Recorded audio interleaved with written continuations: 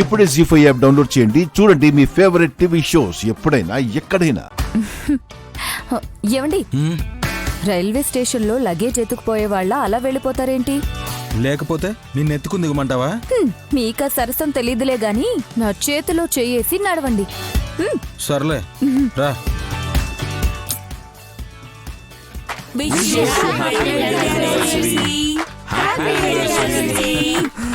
Thank you all. అందరికీ thanks.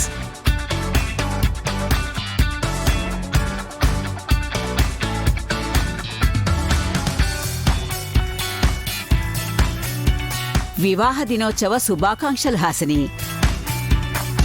వల్లభయ్య నీకూడా. సంతోషం. ఇవాళ స్పెషల్ గెస్ట్ నువ్వే పెద్ద బుట్టమ్మా.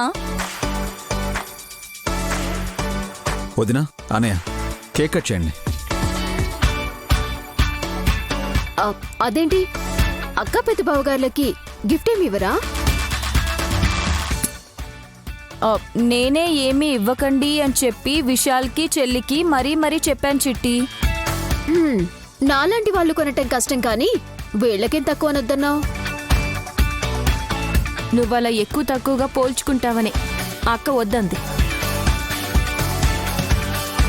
నేనొక మాట చెప్పనా? హాసిని వదిన శివుళ్ళ మారేడు దళం అర్పించిన అదే గొప్ప అనుకుంటుంది.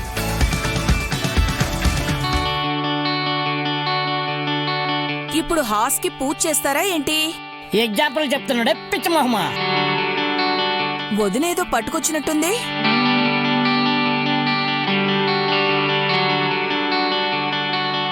ఎవరు ఇచ్చినా ఇవ్వకపోయినా ఈసారైతే నేను హాసినికి గిఫ్ట్ ఇవ్వాలనుకున్నాను.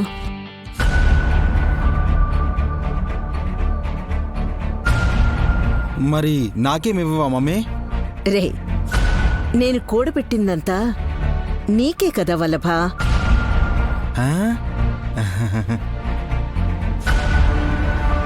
మరి మా ఆయనకేమివ్వరా?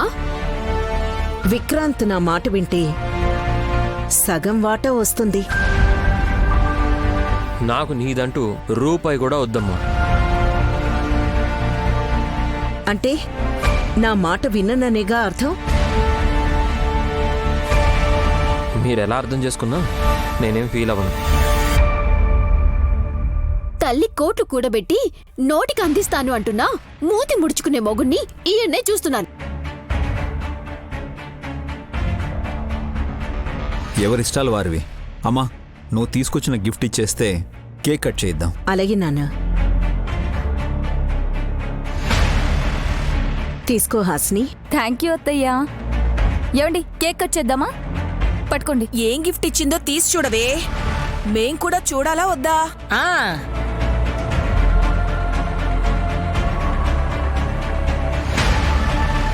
సీక్రెట్ గా చూడాలనుకుందేమో. అలా ఏం లేదు చిట్టి. కేక్ కట్ చేయడం కోసం మీరందరూ ఎదురు చూస్తున్నారు కదా అని. అరే, మేమెప్పుడూ కేకే తినలేదా ఏంటి? మరి విచిత్రంగా చెప్తావు. బాక్స్ ఓపెన్ చేయి. జీ5 యాప్ డౌన్లోడ్ చేసి అన్ని ఎపిసోడ్స్ పూర్తి ఉచితంగా చూడండి.